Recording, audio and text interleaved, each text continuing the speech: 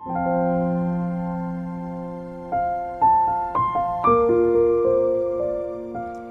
day, brothers and sisters. It's Sunday once again. It's time for us to gather together. Please gather the rest of your family and those who are with you. Let's come before the Lord and let's worship Him together. And I pray that you and I would somehow use this occasion to fix our eyes on the Lord Jesus Christ. He is the author and the finisher of our faith. And of course, one of the things that we always sing about is the wonderful, amazing grace of God. And a lot of people, when they look at the Old Testament, they somehow see a different God. They think that the God in the Old Testament is a God of wrath, and the God of the New Testament is a God of love. But the truth of the matter is that even when you go to the book of Genesis, what you will be able to see there, most especially when you study the details of Scripture, you will see a God who is gracious. Now, you and I know in the book of Genesis that Adam and Eve fell into sin, and there were consequences because of their sin, because they violated God's only commandment for them not to partake of the fruit of the tree of the knowledge of good and evil. And because of that, they had to be punished by the Lord, because God is a God of holiness, God is a God of justice. But what some people fail to realize is that God also made a provision for them, a provision which shows that the God that we serve happens to be a gracious God. And one of the things I'd like to share to you would be the scenario that took place right after Adam and Eve sinned, and right after God made His judgment and pronouncement of all the curses that would come upon Adam and Eve. And so let me just pick up from Genesis chapter 3, beginning in verse 21. It says, "And the Lord God made for Adam and for his wife garments of skins and clothed them." Now, if you recall, when Adam and Eve had this realization that they were naked, they tried to cover their body with leaves.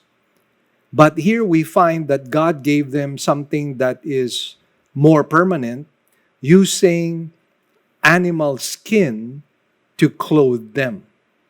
Now, some people fail to see the significance of this, but we have to understand that the Lord, even early on, was already building a theology, a basis somehow for an understanding of how He would be able to bring about salvation for mankind. Now, clothing has always been used in the Scriptures as a symbol for righteousness. And that's something that you will see in the book of Revelation, wherein the saints are clothed in white garments, symbolic of the righteousness of God. Now, when the Lord God Almighty gave garments of skin, you have to understand that animals had to be sacrificed. They had to be sacrificed in order to cover the nakedness of Adam and Eve. And early on, what do you think the Lord was teaching? The Lord was already teaching that for us to be clothed with the righteousness of God, there has to be sacrifice. There has to be death. And not only sacrifice and death, there has to be a substitution. And all of those three things we find in the Lord Jesus Christ. The Lord Jesus Christ not only died for us, the Lord Jesus Christ was not only the perfect sacrifice for us, but the Lord Jesus Christ was our substitute. Instead of us dying on the cross and paying for our own sins, Jesus became our substitute. So Jesus is our righteousness. He is our sacrifice. He is the offering of God. And likewise, He is our substitute. And that is what is being taught here to us. And that is why, even for Adam and Eve, hope was given to them, the hope of salvation. Now, quite interestingly, as we follow through with the story, it also says, Then the Lord God said, Behold, the man has become like one of us in knowing good and evil. Now, lest he reach out his hand and take also of the tree of life and eat and live forever. That is what is going to happen. If you eat from the tree of life, you will live forever. Now, what is so bad about that? Some people see this as more cruelty on the part of God, but actually, this is mercy. You know why? Because if they will live forever, they will live forever in their own sinfulness. They will live forever in their own sins. And what does that mean? There would be no hope of salvation, and not only no hope of salvation for Adam and Eve, but no hope of salvation for you and I as well, being children of Adam and Eve. So this was really an act of mercy. Then the Bible says, Therefore the Lord God sent him out from the Garden of Eden to work the ground from which he was taken. He drove out the man, and at the east of the Garden of Eden, he placed the cherubim and a flaming sword that turned every way to guard the way to the tree of life. What a God of mercy. What amazing grace. What an awesome God. And what a God of wisdom. Don't you think that this God deserves the highest praise? I believe so. So shall we rise from our seats and let's worship the Lord Almighty.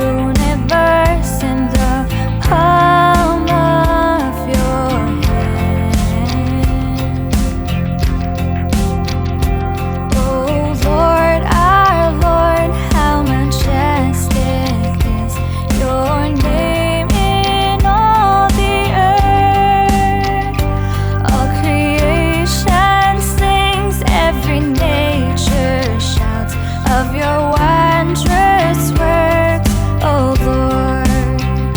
All glory to our King.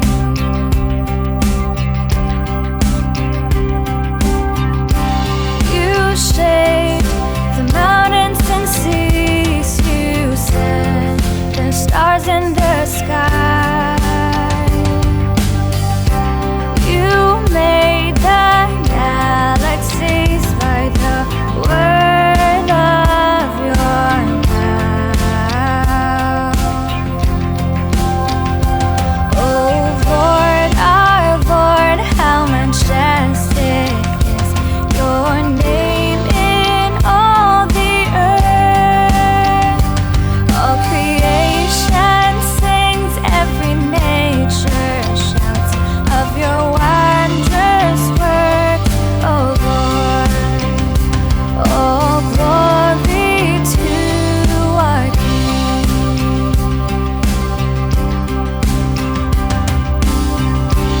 You sent your only Son to die for all my sins. Oh, how great it is to be loved by the King.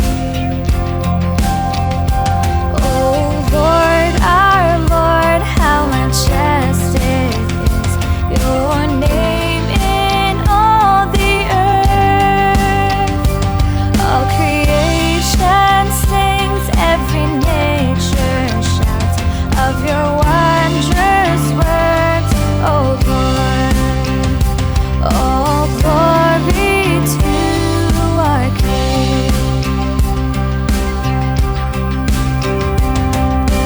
God is awesome, God is powerful.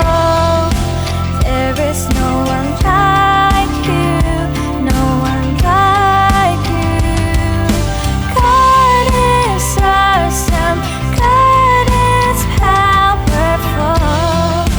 There is no one like you, no one like you. Oh Lord, our Lord, how majestic is your name in all the earth. All creation sings, every nature shouts of your wondrous works, O Lord. All glory to our King. All glory to our King.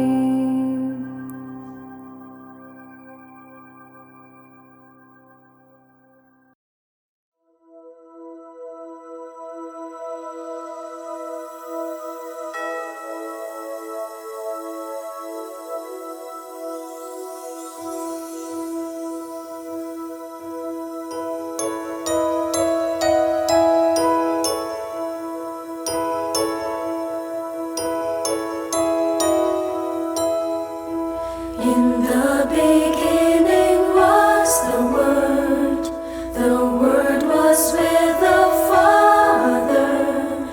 Behold, is Jesus to me, Jesus to me. The Word came into the world, laying in a manger. Behold, is Jesus to me, Jesus to me, is Jesus to us, the Messiah, the Son of God, the Alpha and Omega. He multiplied the loaves of bread, He healed the sick and raised the dead. Behold, is Jesus with me, Jesus with me. He came to earth to save the lost. They nailed his hands upon the cross. Behold, here's Jesus for me, Jesus for me. Here's Jesus to us, the Messiah, the Lamb of God. He is the light of the world. Hallelujah, hallelujah, everlasting love. He's coming back again. He saved my life and gave me hope. I worship him before his throne. Behold, here's Jesus in me, here's Jesus to me, here's Jesus to us, Jesus to us.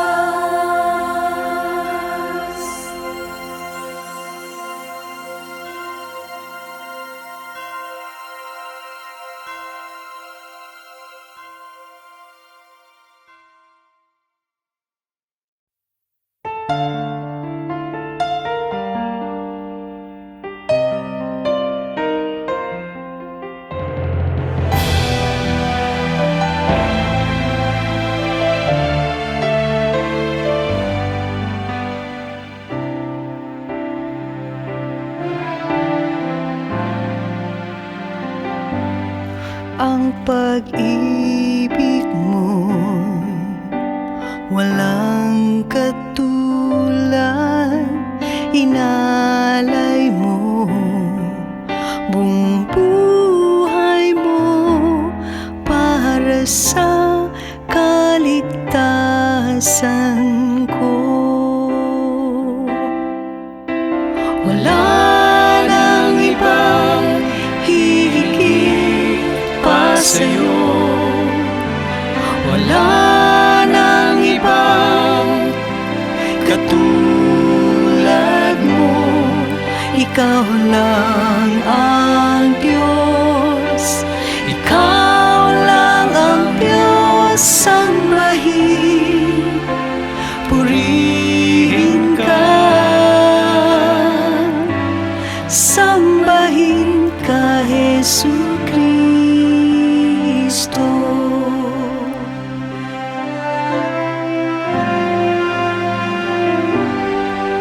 Aking Ama, puno ng awa, dakila ka, tapat kang tunay, tanggapin ang awit ko. Wala nang ibang hihigit pa sa'yo, wala nang ibang katulad mo. Ikaw lang ang Diyos, ikaw lang ang Diyos. Sambahin, purihin ka, sambahin ka, Jesus Kristo. Wala nang ibang hihigit pa sa'yo, wala nang ibang katulad mo. Ikaw lang ang Diyos, ikaw lang ang Diyos. Sambahin,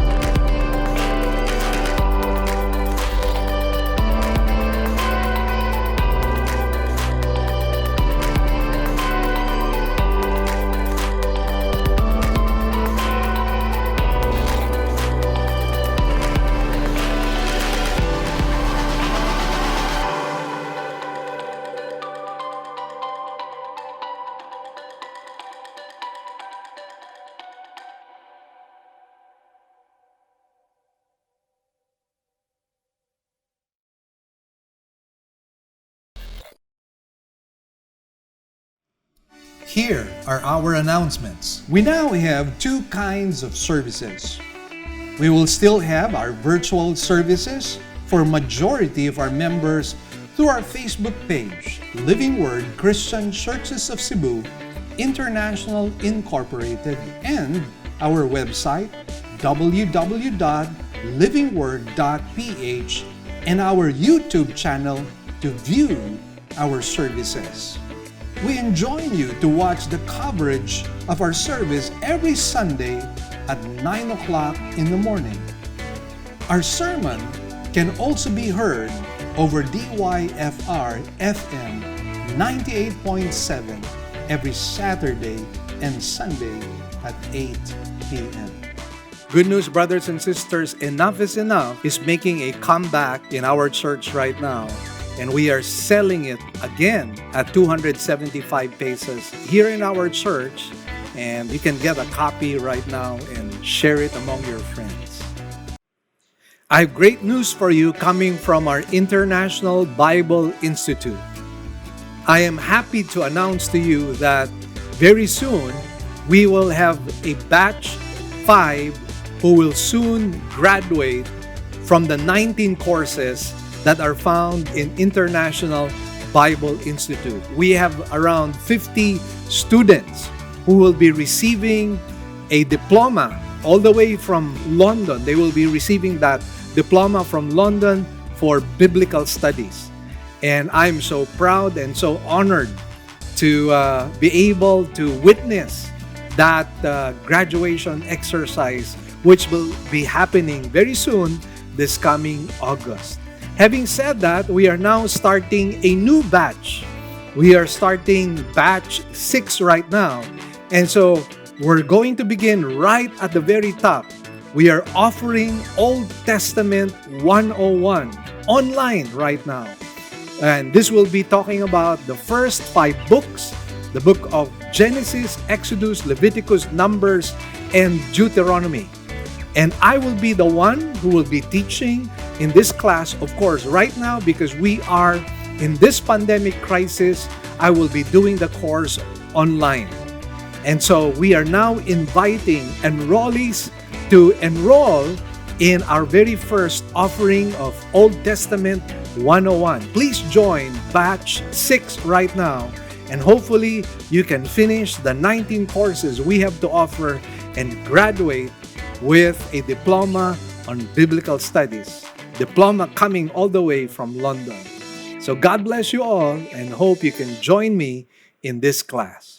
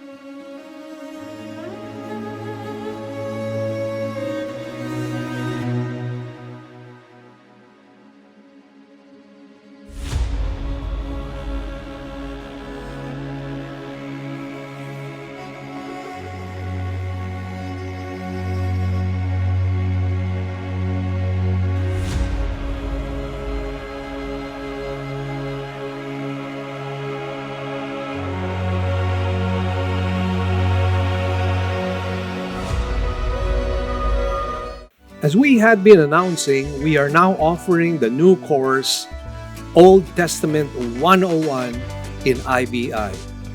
And some of you have made some inquiries as to how can I enroll, because this is going to be an online Bible study, an online Bible course.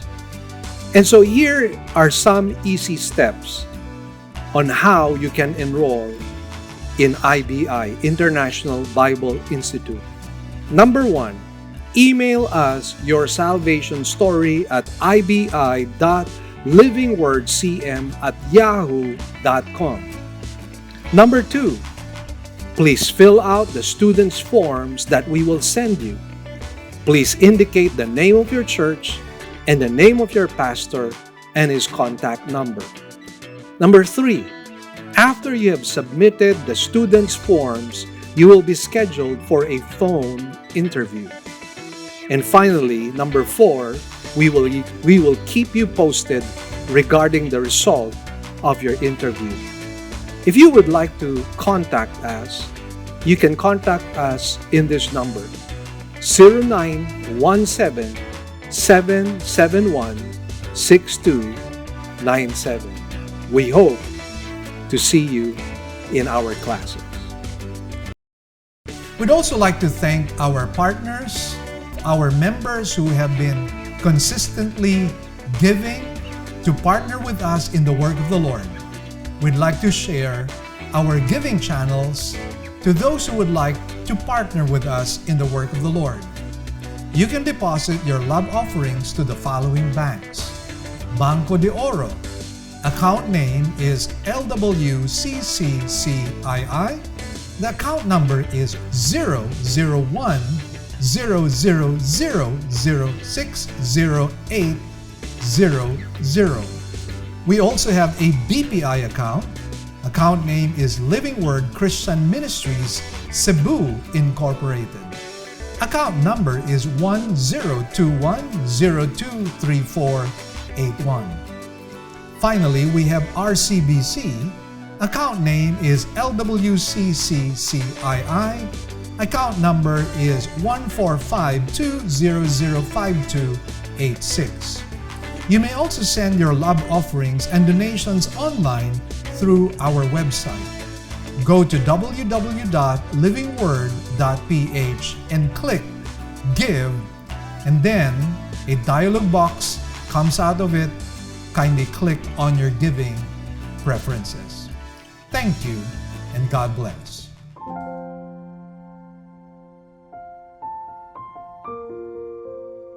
This is our second part of introduction in our study of the book of Matthew.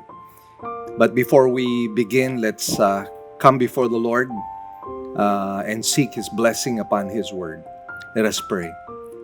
Our Heavenly Father, we thank you and bless you once again for today. Thank you so much for continually ministering to us in a myriad of ways. Every single day is a testimony to your faithfulness and love and preserving grace upon our lives, and we thank you for that. And we thank you, Lord, that your word continually nourishes each and every one of us. We continue to grow in our understanding of your word, and it has strengthened us, it has inspired us, it has edified us. And once again today, we ask, Lord, for the blessing of your Holy Spirit upon your word, so that as we study it, we might grow in our understanding and knowledge of the person and the work of our Savior and Lord Jesus Christ. Lord, whatever is going to be achieved today, we will give you back the glory, the praises, and thanks. In Jesus' mighty name we pray. Amen and amen. As I have mentioned to you in our study last time around, there is an absolute necessity in coming up with an introduction regarding the book of Matthew, because we do not want to be lost in the details. There is so much that we have to understand in the book of Matthew. Otherwise, we will have certain learning gaps, and those learning gaps would be telling insofar as how we interpret the book of Matthew. And this is the reason why I've decided that for the first 2 or 3 introductions that we will have, I would like to be able to spell out to you some very important details, and those details would somehow enhance our understanding of the book of Matthew, so that as we go through all the verses of scriptures, we will be able to appreciate and understand the meaning, the significance, as well as how we can apply it in our own personal lives. I recall one time when my family and I were in sabbatical about maybe 20 years ago, if I'm not mistaken. We went to a mall. The mall is SM Mega Mall. And so I was not mindful as to where I parked the vehicle. And so the sad thing, of course, was that when we decided to go back home, I was wondering whether I parked on the second or the third or the fourth level. And so you can just imagine the kind of dilemma I was in. To be honest, I was in panic mode already. So not only did I not know what level I parked in, I was not sure where my parking slot was. So I was moving from second, third, and fourth, and I think I probably spent a good 30 to maybe even 40 minutes just trying to locate where my vehicle was. And thankfully, by God's grace, I was able to find our vehicle, and so we were able to go back home. And that is somehow an analogy of what can happen to us when we're studying the book of Matthew. There is so much detail that you and I can be lost in. For example, we have to remind ourselves that the settings there has to do with ancient Israel 2,000 years back. And obviously, there were customs, traditions, practices, and a culture that is so alien to us that we cannot bring in our 21st century mind to comprehend what is being written by the narrator or by the author Matthew. And that is why we just have to bring ourselves back in time, think like a Jew, and understand what the settings were at that time. And by doing that, we will be able to understand the verses of Scripture. And this is going to be really helpful to us. And we will not be lost in the details, and we will know where to pick our spots, theologically speaking, in our study of the book of Matthew. So allow me just to present to you a little outline of where our study will be going into, or the flow of the sermon. And so, first of all, we're going to talk about the date of composition. Again, that is so important. We have to find the timeline of this because, again, let me repeat, this was not written for us in the 21st century. This was written way back 2,000 years ago. Now, also, we have to find out who is the author. And I think when we get to know who the author is, we will get into his mind and we will begin to understand the reasons why he emphasizes certain things in this gospel. And so we will get into that as well. The third thing we will be getting at is the central theological emphasis. And again, it's very important that when you're going through a book, you have to find out what's the big picture, what is the theme, what is the author trying to emphasize. Because when we do not highlight the big picture and the central emphasis, we might find ourselves talking about peripheral issues or peripheral theological issues, which are not that important insofar as Matthew is concerned. Again, our desire is to be able to determine the authorial intent. What was the purpose of Matthew in writing this? And then we'd also like to get into a bit of typology. As I mentioned to you, the Old Testament is written intentionally in picture languages. And the reason why it was written in picture language is to be able to foreshadow Christ's fulfillment of the Old Testament in the New Testament.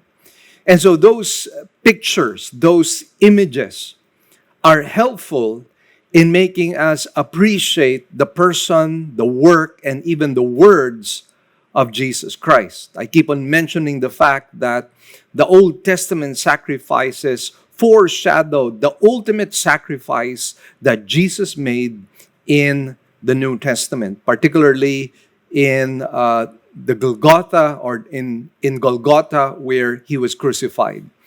Now, finally, we're going to talk a little bit about Christology. Now, Christology is a theological term that means the study of Christ. That's all it means. So let's dive into our study, and let's first of all determine the date of composition. Well, this book, the Gospel of Matthew, was written sometime in the AD 60s. And so the church had been in existence for about 30 years already when this was written. And so the second generation was about to replace the first generation. And so there was a necessity to somehow safeguard the doctrines of the early church.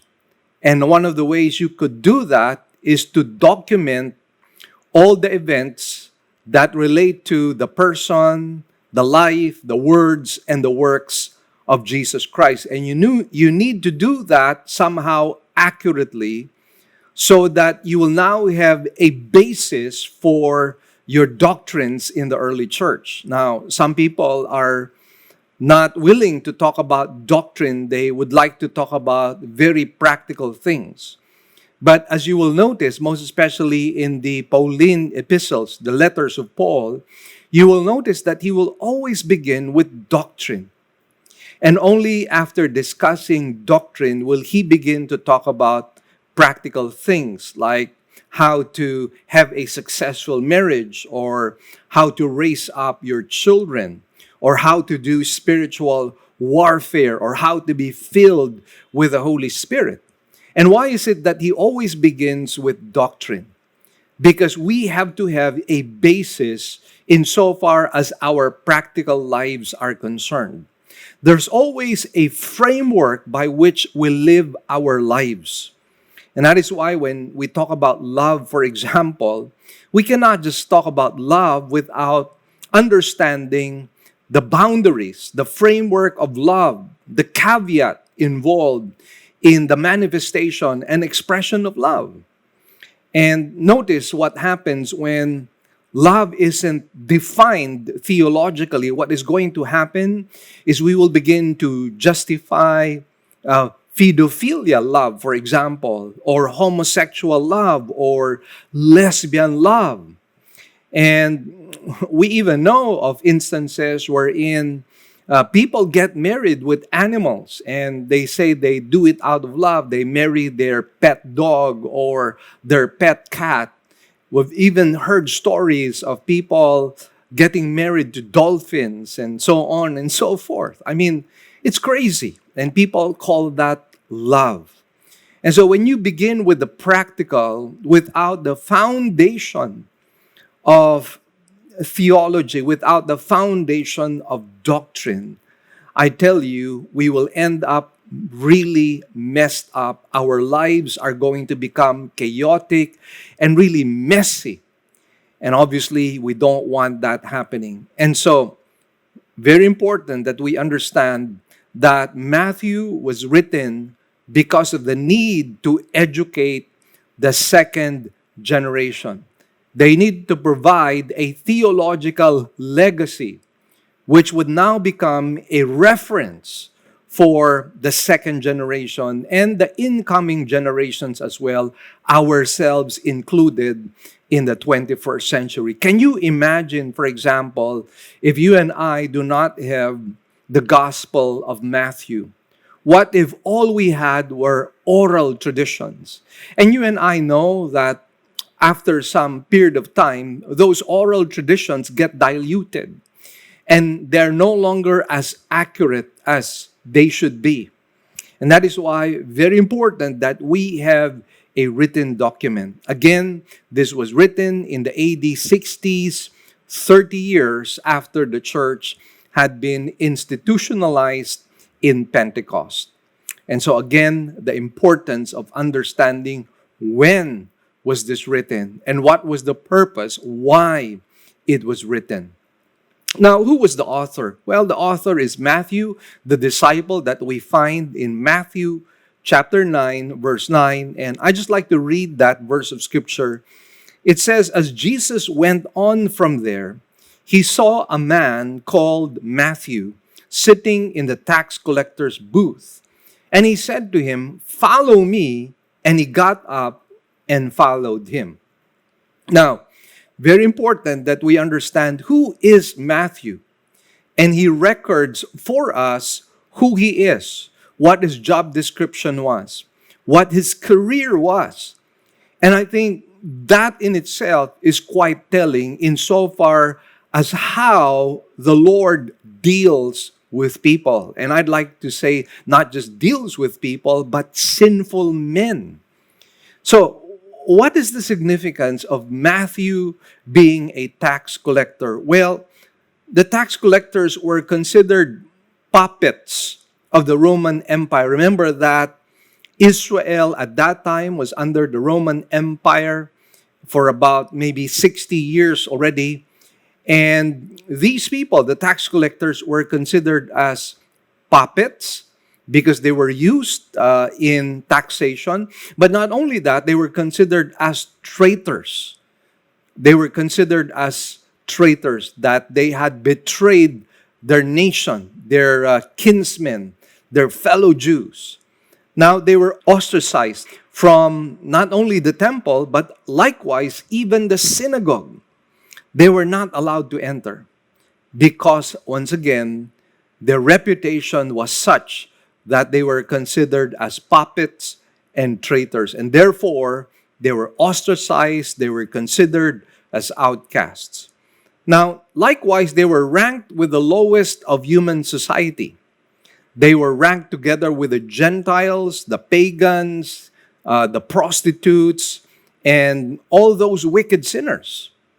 And that is why this even became an indictment on the Lord Jesus Christ, because he was mingling with tax collectors and prostitutes. I just like to quote to you Matthew 9, verses 10 and 11 at this time. It says, then it happened that as Jesus was reclining at the table in the house, behold, many tax collectors and sinners came and were dining with Jesus and his disciples. Now look at what verse 11 states. When the Pharisees saw this, they said to his disciples, why is your teacher eating with tax collectors and sinners? Now to the Pharisees, that was absolutely scandalous. To eat together with sinners, to eat together with prostitutes, to eat together with tax collectors. That was a no-no. That was taboo. That was prohibited among them. It is just like dining together with people who had leprosy. And you and I know that leprous people were outcasts. They had no social relationships to speak of. They were even removed from their own families, their own marriages, from their own children. And the tax collectors were treated in such a manner. And so again, it was scandalous on the part of Jesus to mingle with them. Now, think about this. The fact that God had chosen Matthew to write this gospel speaks of the abundant grace of God. And for him to even be called by God as an apostle speaks about the abundant grace of God. And what do you think that does to us who are sinners? It gives us hope. It gives us hope that you and I can be called by God into his grace, that we can be called by God into his ministry, that we can be called by God into salvation, that we can be called by God into fellowship and communion with him, that we can be part of his kingdom, that our names could be written in the book of life, no matter how sinful we have been, no matter what wickedness we have committed in our lives. We still have hope.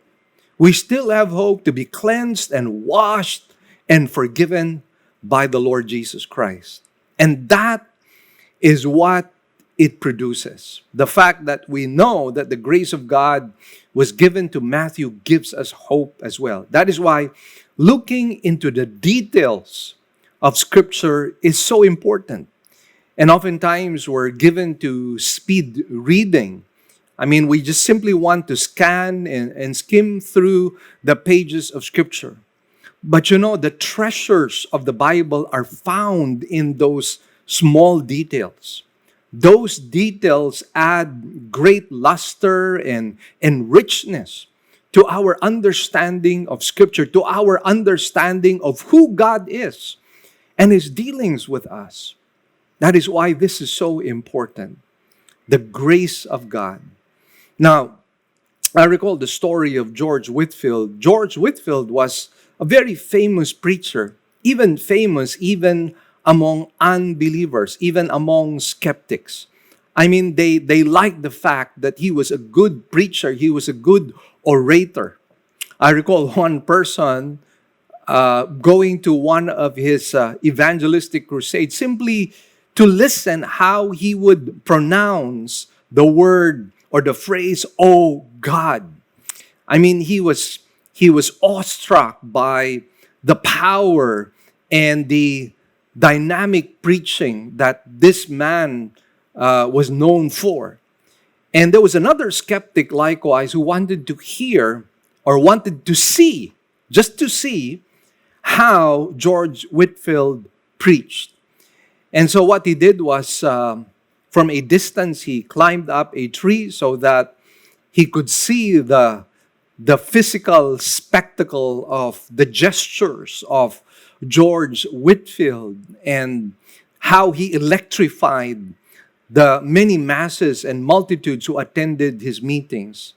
But he did something quite funny. He plugged his ears with his fingers while listening to George Whitefield.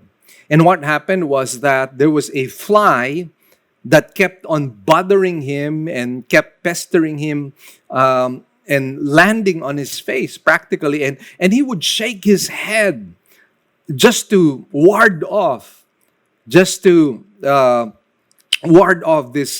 fly, but it was persistent. So finally, he had no choice but to take the fingers out of his ears and he tried to drive it away with his hand. And at that moment, he heard George Whitefield say, "He who has ears to hear, let him hear what the Spirit of God is saying." And George Whitefield began to expound on people who were so hardened in their hearts. They were resistant to the Word of God. And at that very moment, his attention was caught. He was really awestruck by the fact that of all the verses of Scripture, he would hear that phrase, "He who has ears to hear, let him hear what the Spirit of the Lord is saying." And guess what? He listened on, and at the end of that sermon, he accepted Jesus Christ as his personal Lord and Savior. He responded to the gospel. What an amazing story. But look at how God dealt with that man. That man did not want to hear the word of God. He was just there to watch a spectacle of gestures. But he did not want to be converted at all. But such is the grace of God. That is why you and I understand what the Lord Jesus meant when he said, "You did not choose me, but I chose you." The truth of the matter is that we have not found God, but God has found us. And that is what we see by the simple fact that the author of this book is Matthew. Now, let's begin to talk about the central theological emphasis. And what are the things to take note of? Well, first of all, the Old Testament points forward to Jesus Christ. And I think that is so important because we have to see the coherence. We have to see the integral whole of Scripture to be able to see that there is a connection between the Lord Jesus Christ and the Old Testament.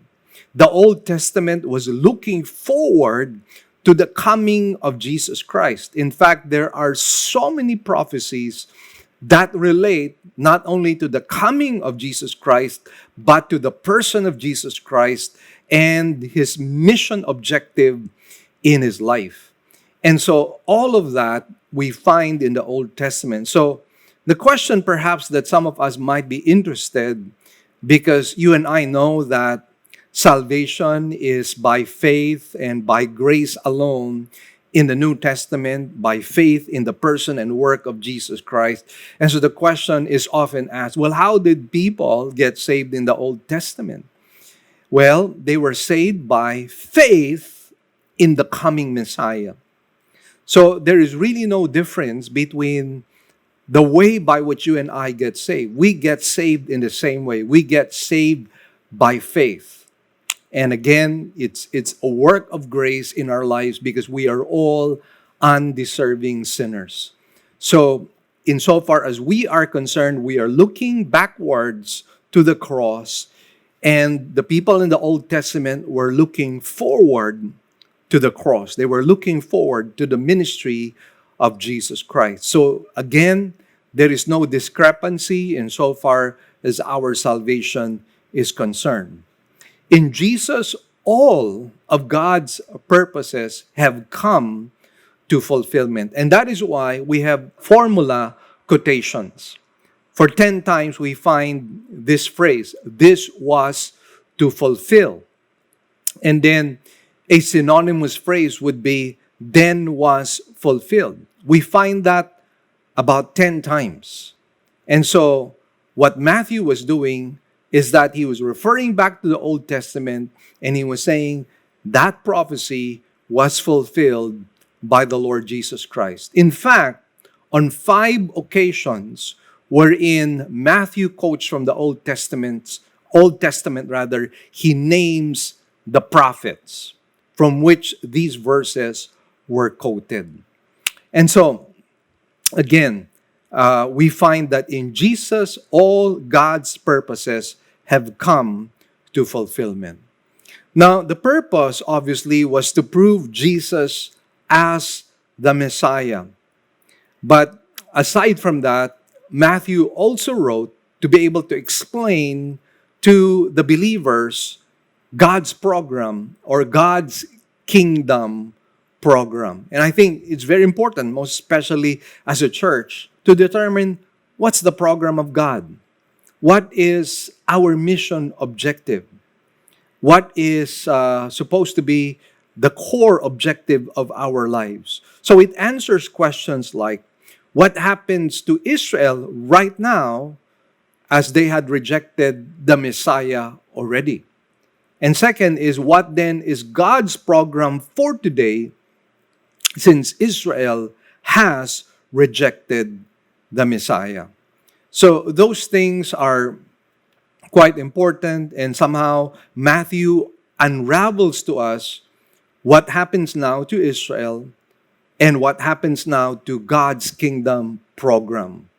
And through that, we will be able to see the transition from Judaism into Christianity, the transition from the Old Testament to the New Testament.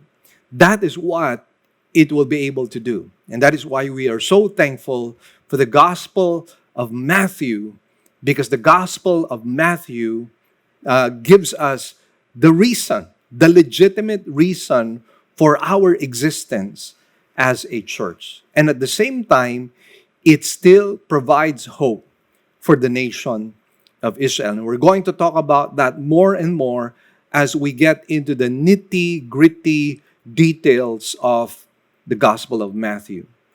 Now, a fourth thing I'd like to share to you is typology that is seen here. And let me just give you a short definition of what typology is. It is a recognition of a correspondence between the New and the Old Testament event in terms of the Old Testament model. For example, in chapter 2, we find that Jesus was presented as the new Moses. In Matthew 2, verse 15, it says, "He remained there until the death of Herod. This was to fulfill what had been spoken by the Lord through the prophet, 'Out of Egypt I called my son.'" Now, when some people look at this particular passage, they would say, did not Matthew take this out of context? Because it seems like this refers to the nation of Israel, which came out of Egypt. And obviously, this was also referring to how Moses was used by the Lord to deliver the nation of Israel out of Egypt. Now, one of the things that sometimes we fail to consider is the fact that the destiny of the nation was closely tied with the destiny of the Messiah. Let me say it once again. The destiny of the nation was closely tied to the destiny of the Messiah. This is what theologians would call corporate solidarity. Corporate solidarity. And I will explain perhaps that particular concept more as we go on and study this. But basically, what it is trying to say is that there is always a parallel between what happens to the nation of Israel and what happens to the Messiah. Incidentally, as you will find here in this particular passage, the nation of Israel is called a son.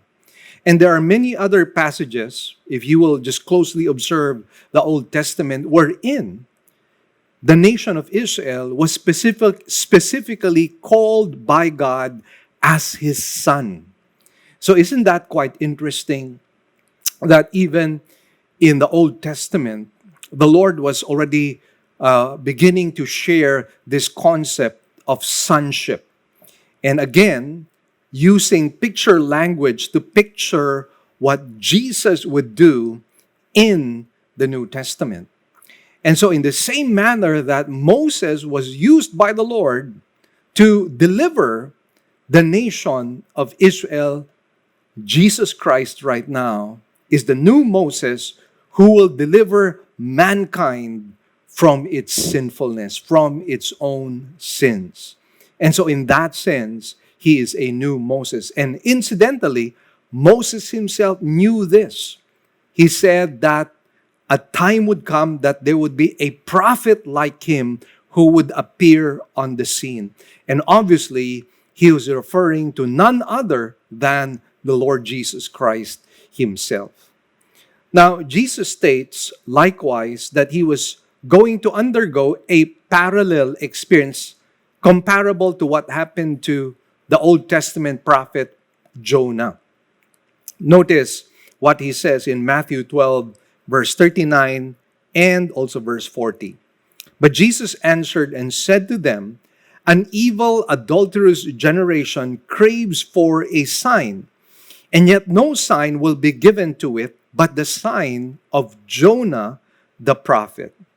For just as Jonah was 3 days and 3 nights in the belly of the sea monster, so will the Son of Man be 3 days and 3 nights in the heart of the earth.'" So what was Jesus referring to here? He was referring obviously to his death, and that he would be buried and he would remain in the grave for 3 days, and on the 3rd day he would rise again. And so there is a parallel. We could say perhaps that Jesus was the greater Jonah. Obviously, there is a wide disparity and contrast between Jonah and the Lord Jesus Christ. Jonah was an unwilling prophet, whereas Jesus Christ was a willing Messiah, in that he said, "Not my will, but thy will be done." But we find similarities with them. Jonah was in the belly all right, of a big fish because of his disobedience. And in that sense, Jonah died. And when he was spit out by that big fish, he had a quote unquote resurrection, so to speak. And so there we find the analogy. The difference, of course, is that Jonah was in the belly because of his disobedience, whereas Jesus Christ was in the tomb because of his obedience to the Father. But you see, that's something that we find. There's biblical typology. And by the way, biblical typology is not supposed to walk on all fours. And by that, I mean, you do not have to find you do not need to find similarities in all the details. There will just be a few similarities, and that's what you pick out. And that's what biblical typology is all about. Now we go to the concept of Christology. Who is Jesus at the heart of Matthew's theological task? And what Matthew does to be able to present Jesus is he gives us 4 titles of the Lord Jesus Christ, 4 prominent titles. The first prominent title, of course, is Christ. And I'd like you to know that Christ is not the surname of Jesus Christ. It's not the Caparros in me, for example, because I'm Mel Caparros. So Christ is not a surname, but it is a title meaning Messiah. It is the Greek equivalent of the word Messiah. Now, for Jews, it meant a coming king from the line of David, whom God would send to restore his people to national independence and to their rightful preeminence as the people of God. He was thought of during that time as somebody who would deliver them from Rome. And so we have to understand that during the time of Jesus Christ, they were looking for a political and even a military deliverer who would deliver them from the oppression of the Roman Empire. And so that was the messianic anticipation that they had at that particular time. And by the way, because of the sufferings that they were going through, messianic anticipation was quite high at that time. I will explain to you later on why they became frustrated. And it has to do with this anticipation and expectation about the Messiah. Now, at the time Christ was born, Israel was under the Roman Empire for about 60 years already, as I mentioned to you at the beginning. And one of the worst aspects of Roman oppression was heavy taxation. And there were 2 major taxes that were levied. One was the toll tax, which is comparable to the modern income tax. And second would be the ground tax, which is the equivalent of property and land tax. Now, high-ranking officials would buy from the central government the right to collect taxes with dirty profit in mind. Their motivation, obviously, was to collect as much tax as possible from the people. And incidentally, they had the full backing of the military. I don't know if you've been able to look at some of the episodes of the TV series, The Chosen. And of course, there are some details there which are not as accurate as I would like it to be. But there are a few, or rather, a lot of details as well, which are quite accurate. For example, in the way they presented Matthew. They presented Matthew as a tax collector who was oftentimes accompanied by the military, so that the people were coerced or even intimidated into paying their own taxes. And because the tax collectors were hated and they could be stoned, they could be killed, they needed protection coming from the military. And so that portrayal in the TV series The Chosen is quite accurate. And by the way, if you've been watching that, it somehow gives you a picture why Matthew was such a hated person. And it was because of all these taxes he was collecting. And by the way, they were collecting exorbitant taxes, even more or beyond what was required. And that is why Matthew was considered a traitor. He was considered an outcast among the Jews. Now, going back to what I mentioned to you, it was because of this oppression that messianic anticipation was quite high. They wanted deliverance from the Roman Empire, and they wanted to become the head of the nations, once again, not the tail. Because at that time, which was called, by the way, the times of the Gentiles in the scriptures, they were under Gentile rulership, Gentile oppression. And they wanted freedom. They wanted emancipation in the same way that they were freed from the nation of Egypt. And the problem was, in the first coming of Jesus Christ, he was not going to fulfill his role as a political and military deliverer. That would happen in the second coming. And that is something that the Jews failed to miss. That Jesus has a first coming and he likewise has a second coming. In the first coming, he comes as a suffering servant, and in his second coming, he will come as a conquering king. In his first coming, he comes as the Lamb of God who takes away the sin of the world, and in the second coming, he will come as the Lion of Judah. And somehow the Jews did not understand that. They did not comprehend that. And so when Jesus did not become the military and political deliverer that they expected him to be, they rejected Christ. And that is why Jesus ended up on the cross. Why? Because he was rejected. He was rejected as Messiah. Now, of course, we know that the ones who crucified him were not the Jews themselves. I'm technically speaking. It was the Romans. But you and I know that the Jews had great participation in this. And so all I can say is that the Jews and the Romans and all of us, without exception, were responsible for the crucifixion of Jesus Christ, because the core mission of Jesus Christ is to save the lost. And to save the lost, he had to die for all sinners. And that's what Jesus did in Calvary. And that is why I personally say, let us not blame the Jews nor the Romans for the crucifixion of Christ.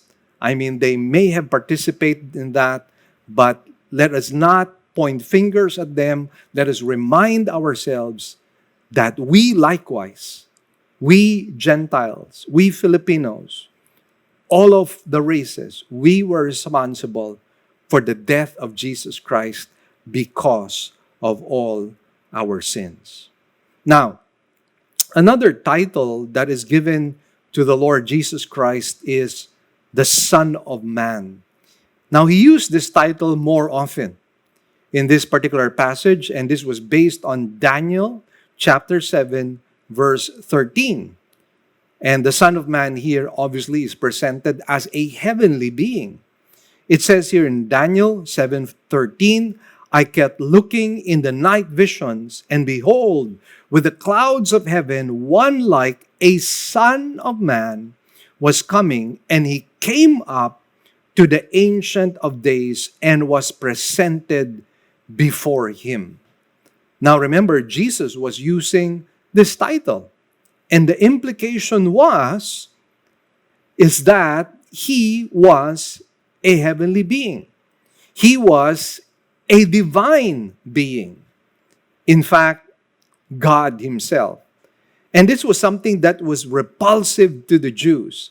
And that is why the title Son of Man for them, connected to the book of Daniel, was considered blasphemous on the part of Jesus Christ. And that is why they could not accept him.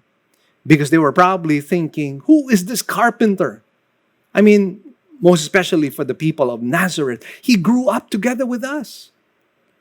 He was raised up with us. We played with him. And he worked. He worked in our homes. He was our builder. So on and so forth. How could he claim that he is a divine being, that he is a heavenly being? How can he claim to be the Son of Man? So you can understand somehow one of the reasons why he was rejected. And again, this is so important. Because remember, when you just read the scriptures and you don't have this background, you'll probably wonder, how could they possibly reject Christ? Everything that he did was good. He healed the sick. He cleansed the lepers. He resurrected the dead back to life. He healed all kinds of afflictions and sicknesses. He cast out demons. He multiplied fish and bread. I mean, how can you reject such a person? But the thing is, we have to understand that in that culture, there were certain prevailing theological thoughts. Theological thoughts that are particularly alien to us. And it's only when we understand these concepts that we begin to understand why the rejection, why the crucifixion. Again, we will not be able to do that unless I give you a background study. Now, he was likewise called king. And again, this concept to us seems to be alien, most especially when Jesus made that statement that his kingdom is not of this world. And so we will begin to think that the kingdom of Jesus is merely a spiritual kingdom, which is not true, because the kingdom that he was offering was not just a spiritual kingdom. It was a literal, visible, and physical kingdom, the kingdom that was promised to David in 2 Samuel chapter 7 and verse 14. And that is why you will notice in the genealogy, in the very first verse of Matthew chapter 1, it says, a record of the genealogy of Jesus Christ, the son of David, the son of Abraham. I mean, why begin with the son of David? Why not begin with the son of Abraham, the son of David? I mean, why not do it chronologically? Because the emphasis here is the kingship of Jesus Christ. He is the promised Davidic king. So Matthew listed the name of David first because the king who would rule over the nation of Israel had to come from the line of David. Not only, by the way, was Jesus descended from royal stock, but in infancy, he was presented gifts that are given to a king. Remember, the Magi, they gave gold, frankincense, and myrrh. These are gifts that are given to the king. And for us, obviously, that has no bearing. I mean, what's the significance of gold, frankincense, and myrrh? For us, it means nothing. But why did Matthew record that for us? For us to understand that Jesus was born as king. He is the King of the Jews. Now, another title that Jesus uses is the Son of God. Now, in some sense, God is the Father of Jesus in a way that he could not be to his disciples. Jesus is the only begotten Son of God. All right? It was really a claim to deity. The title Emmanuel, by the way, it's not a proper name. It's a title that signifies that God is with us. And that is the concept that we find all throughout the scriptures, the presence of God. The presence of God was there in the Garden of Eden before they fell. The presence of God was with the nation of Israel, the cloud of glory, the pillar of fire, the tabernacle, the temple. The presence of God was there. And when the presence of God was gone, it was called Ichabod. The glory of God has departed. And now Jesus comes again. The presence of God once again. It's a concept that we find everywhere in the scriptures, and which tells us, by the way, that God wants to be with his people. And Jesus being the Son of God, God with us, speaks about God coming and dwelling with us. That is what the incarnation is all about. That's why, let me just read to you Matthew 1, verse 23.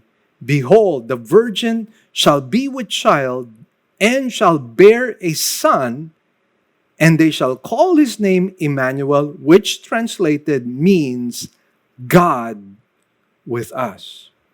And remember this, Jesus calling himself Son of God, implying that he himself is God, was blasphemous to the Jews, particularly the Pharisees. That is the reason why he was so hated. He was discriminated upon. He was persecuted. He was rejected by the Pharisees. Why? Because he was claiming to be the Son of God. He was claiming to be the second person in the Blessed Trinity. And to the Jews, that was unacceptable. In fact, if you go to Israel right now, and this was something that one of our tourist guides said to us, his name is Isaac, and he said to us, the reason why we reject Christ is because the Messiah cannot be a God. The Messiah is merely a man. But then again, using the book of Daniel and other verses of Scripture, we find that there is theological basis that the Messiah that is to come to the nation of Israel is God and the second person in the Blessed Trinity. Now, I do not want to belabor that particular point because that would be an entirely different subject matter, and it's something that we can discuss probably later on, but definitely not now, because the emphasis is on the names of the Lord Jesus Christ. Now, in serving the book of Matthew, and just by looking at what we had discussed today, you already see how much treasure we can dig out of the book of Matthew. It is so rich and so loaded with theological truth. It is loaded with so much doctrine, so much teaching. And through our study of the Gospel of Matthew, we will get to know the person of Jesus Christ, not just his works, not just what he did, but who he is and what he means to us. And the richness of our understanding of who Jesus is will somehow enhance, strengthen, and inspire us to worship our Lord and Savior in a far greater way. We will serve him in a far greater way. We will love him in a far greater way. Through this book, we will know about the glory of Christ and what he had achieved in his first coming. And so, in so much as I wanted to just do a two-part introduction, I just realized I just have to have a part 3 just to complete the introductory part. And hopefully that is enough groundwork, enough solid foundation to build on in our study of the narrative portion of the book of Matthew. So I hope that this has been enriching, enlightening to all of you, and I hope that this is somehow causing us to all grow in the grace and knowledge of Jesus Christ. So let's come before the Lord in prayer at this time. Heavenly Father, we thank you and bless you for this introductory study of the Gospel of Matthew. We pray, O Lord, that you will continue to strengthen our understanding of the book of Matthew so that not only will we be able to appreciate the study of this book, but likewise respond to the commandments, respond to the principles and precepts that we discover in this book. Lord, we are so thankful for what you have taught us. We also thank you that we could respond in stewardship by giving our tithes, grace gifts, and offerings to you so that we could participate in your work. And Lord, kindly bless us that we might continue to work together with you in the work of the gospel. Again, whatever has been achieved, we give you back the glory, praises, and thanks. In Jesus' mighty name we pray. Amen and amen. Praise the Lord. It's been a fruitful morning, and I thank God that we have learned so much today. And so, let me just remind you, if you have not yet liked and subscribed to our Facebook page as well as our YouTube channel, I'd like you to do that so that we can keep you updated. So please subscribe. And by the way, don't forget to click the notification bell because that will update you every time we have an uploaded video, a new video for you. And again, we just want to spread the word of God. So share this, by the way, to all your friends and loved ones. So my team, my wife, Marie, and my son, AJ, would like to say hi and goodbye once again. We love you all. And please stay with us for a few more minutes. We'd like to share a few reminders.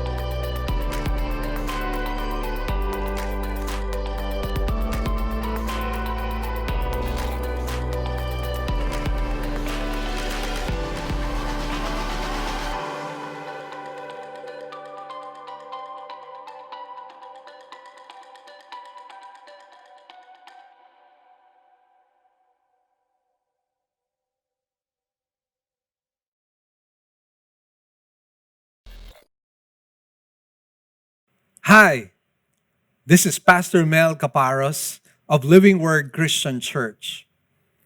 One of the things that I've really been very thankful of, most especially in the past 3 or 4 years, is being part of OMF Lit as an author. OMF Lit is a mighty instrument that God has used to bless not only our own nation, but likewise other nations as well.